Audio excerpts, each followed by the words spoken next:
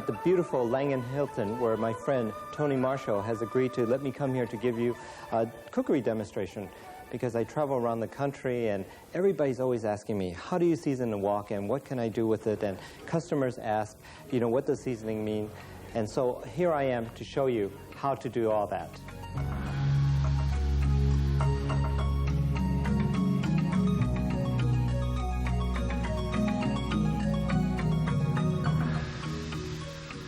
Did you know that cooking of food is one of the most important things for Chinese? In fact, we often talk about what we eat, what we like to eat, and what we even dream about eating. And did you know that Chinese cooking is one of the healthiest cuisines in the world? I mean, recent studies have shown that the Chinese diet is by far one of the best anywhere. And the thing is, with Chinese cooking, it's so easy to make this type of food because it's easy, quick, and it's also very, very economical. And I'd love to show you how to make quick and easy dishes.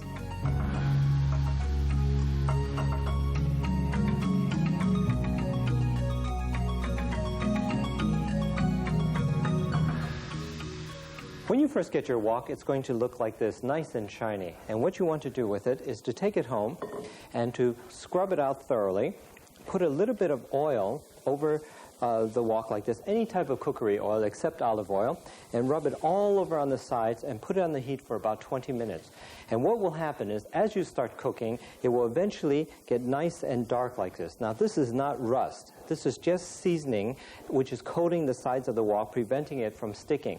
Now, and once you have the wok like this, as you begin to cook, it will get darker and darker, and this is what you want your wok to look like. Nice and black like this. This belongs to my good friend Sue, and she uses it every single day, and this is what it should look like. Of course, it's not going to win any beauty contest, but it's a very good utensil. Now, how to care for the wok? Well, all you simply have to do is never ever scrub it again. Just wash it in warm water, and then dry it, and then put it away. And if it should rust for any reason, you can scrub it out. But the thing is, this is perfectly fine. And if you're worried about germs, anything that survives this heat deserves to live anyway.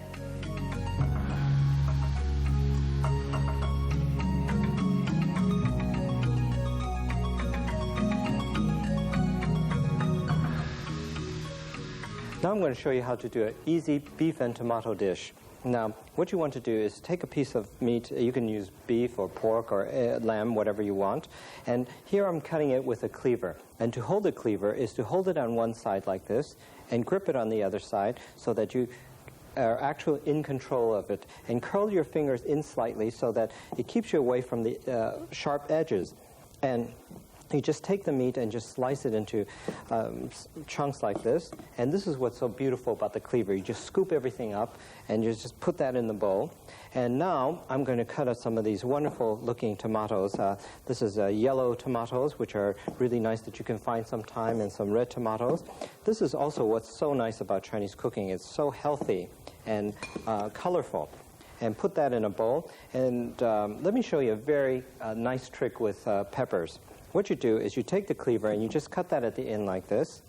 Just turn it over and cut this at the other end so that the core is cut. And cut that sort of in the middle. And then parallel with the board, you see, you just core the center of the pepper. And you can see how versatile it is, the cleaver, to do that. And you just bend the core as I'm doing there.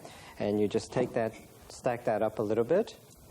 And you simply cut that into very, very nice, colorful slices.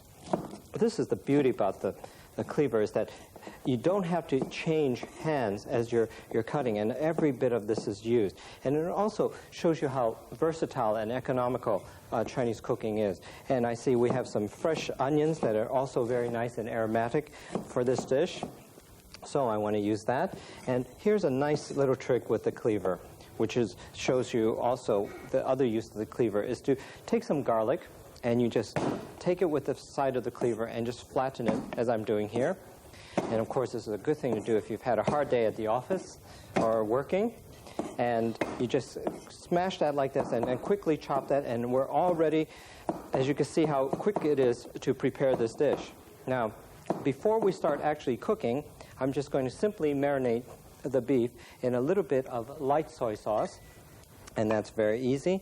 A little bit of sesame oil and a little bit of rice wine You can use dry sherry if you can't get rice wine, and a little bit of corn flour. You want to take this and mix this together. You can use your hands, and now we're all ready to make our dish.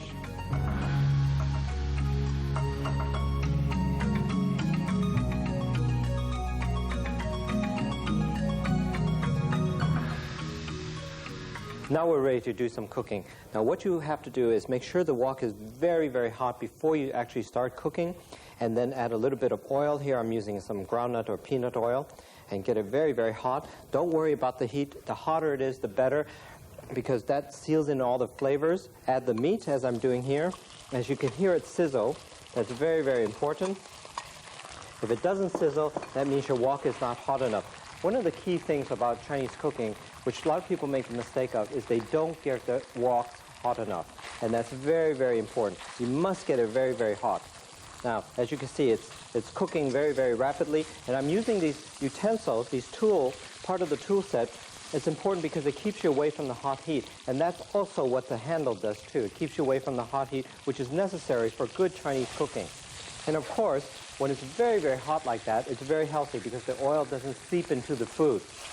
And what you want to do is simply brown the meat, and that seals it off, as you can see here. And it's very, very nice. Now the meat is partially cooked, and then what I'm going to do now is I'm going to drain the meat off.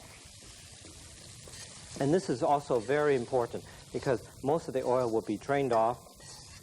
And don't worry about little bits that stick in there. In fact, that's very good. I'm just leaving about a teaspoon of oil, and that's very, very little oil, and adding some of this garlic and onions that I've chopped up previously. Now, as you can see, the key mistake here is that it doesn't have a lot of oil, and one of the big problems that a lot of people make is they start adding more oil because they're a little bit panicky that this will start burning. Well, never add oil. What you want to do is stir fry that a little bit. If it starts getting too dry, just simply add a little bit of water to keep it nice and moist like that. And now we're going to take some of the peppers and scoop that in like that. And continue to cook that over very high heat. Now, don't cover this, because if you cover it, what will happen is all the vegetables will steam and get very soggy. And what you want to do is you want to just cook this, and you can watch it because everything is going so rapidly. And that's also the beauty of Chinese cooking, that is so quick and easy and rapid. And in fact, you could put together a nutritious meal for yourself or your friends or your family in just literally minutes. Now, as we're cooking this is almost done here.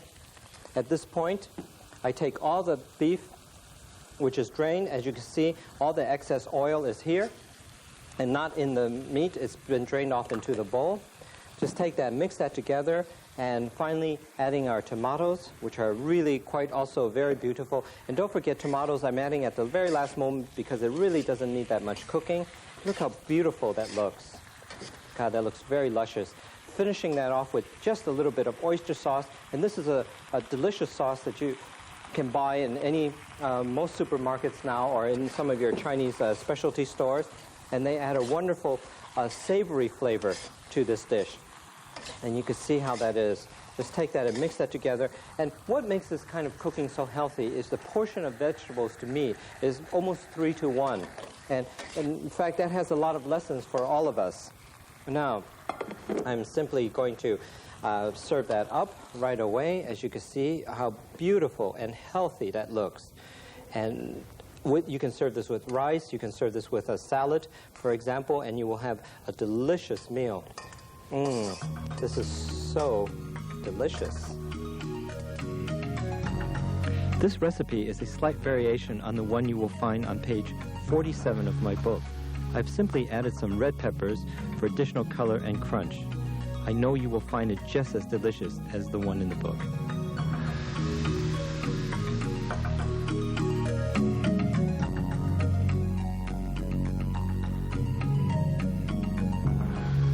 Now I'm going to show you how to make a very easy, spicy vegetable stir-fry dish. And again, you must get the wok very, very hot, and this is really important.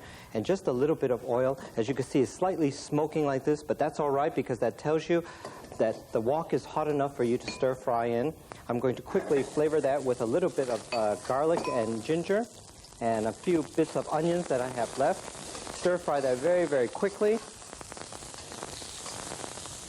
and some baby corn, which is lovely, and some asparagus. Now, as you can see, I have very, very little oil in here. Now, what shall I do? Shall I add more oil? I'm adding a little bit of salt, by the way, just to give it a bit of taste. Add a little bit of water rather than adding any more oil, and that's very, very important. Now, as you can see, I've added all the hard vegetables first. This is very important when you're stir-frying vegetables, because what people often do is they bung everything in, and they wonder why it comes out a soggy mess. Well, the thing is, you must cook things that are hard first without little moisture. Now, as you can see, these peppers are a little bit not as hard as the corn or the asparagus, so they should come in after this has cooked a little bit.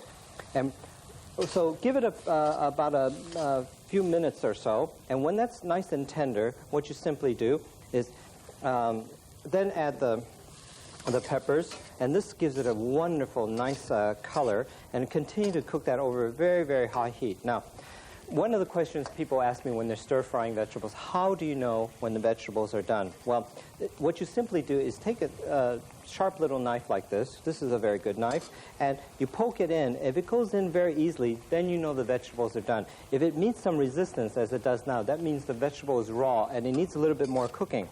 So continue to cook that over a very, very high heat. And here, at the very end, I'm going to add a little bit of these mange-tout, or sometimes they're also called snow peas.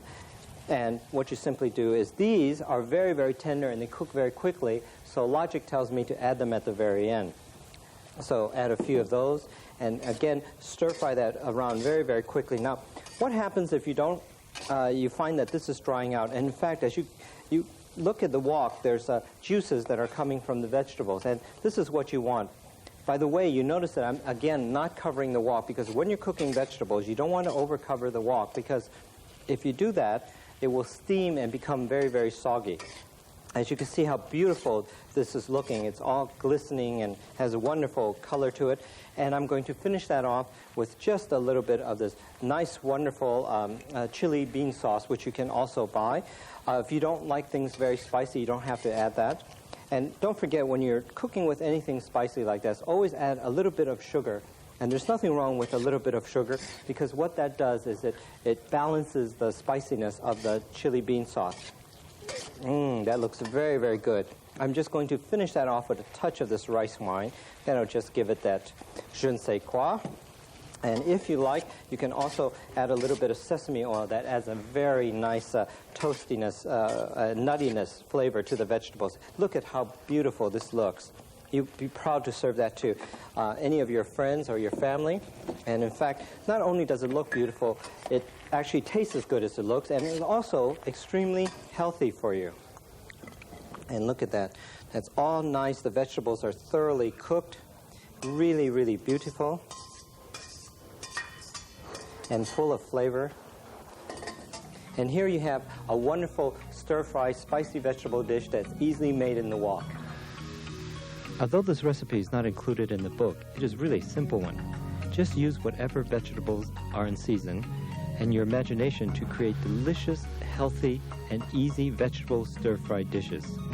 Remember, using vegetables in season also makes good economical sense.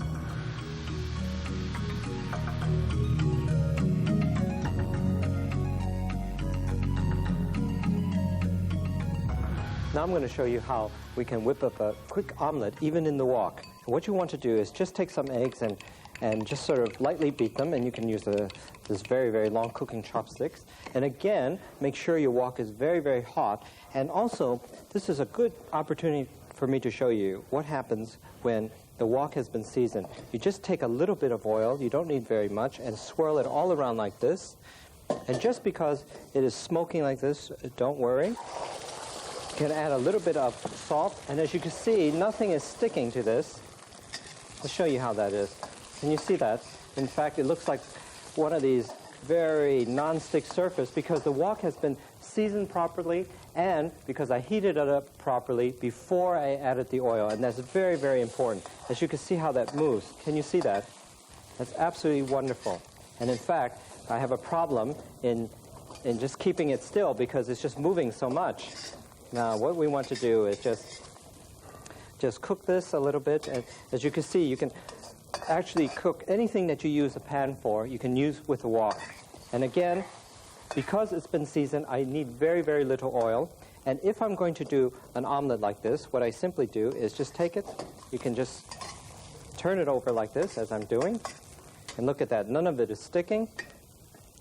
And just very, very quickly put that onto a plate. And there you have it. And look how beautiful that is. And there we have an omelet. But what I'm going to do is I'm going to take this omelet, chop it up, and use it for one of my favorite dishes, which is fried rice.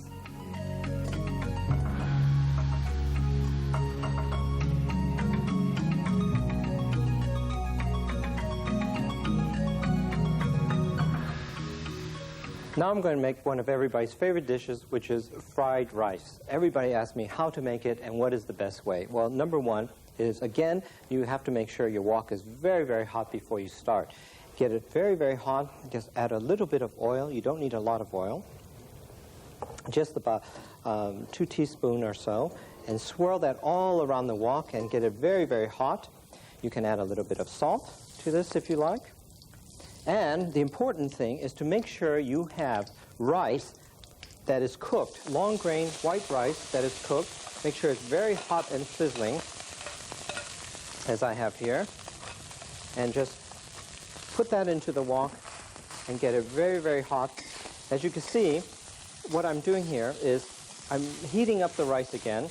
And it's important. Why should the rice be cooked? Well, if it's cooked beforehand, that means it won't stick to the side of the wok. And also, why does it have to be cold? Well, if it's warm, what will happen is the rice is still sort of starchy. And that's what makes the rice sticks to the wok. And also, of course, if your wok is hot enough, as we have here, it doesn't stick at all. Now, just heat up the rice until it's very, very hot. Now, as you can see, again, I am not using a lid for this. Now, what is the lid used for? Well, often people ask me that. Well, if you're stewing something or you're cooking something that requires you to keep in the heat, then you use the lid. In other words, if you're even making something like chili con carne or whatever that requires a lot of stewing time, then you use the lid. Now, you want to cook that a little bit. You can add anything that you want to this. What I love about fried rice is I can take all the leftovers from my fridge and just throw it all in here and have a fabulous dish. I'm adding some just cut peppers because I have that in my fridge. A little bit of ham. You can just, if you want to make this vegetarian, you can just leave the ham out. Adding some spring onions because that's very, very nice, and it'll add a nice taste to this. And I have an omelet which I have cooked before, and I'm just taking that and throwing that in here because it adds color, and it also is very, very nice for the rice. Now, you just take that and continue to cook that until it's all heated through.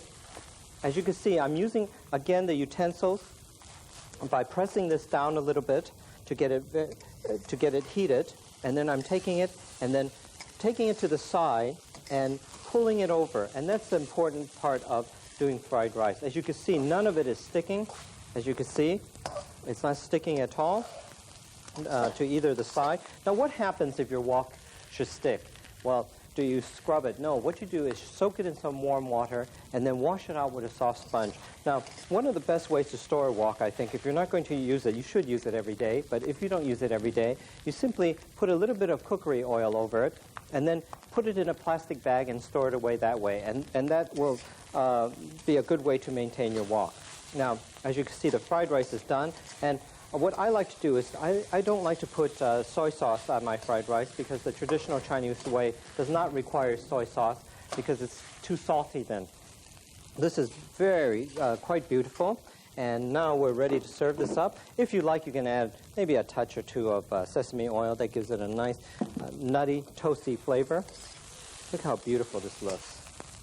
Wow, we're all ready for our delicious meal.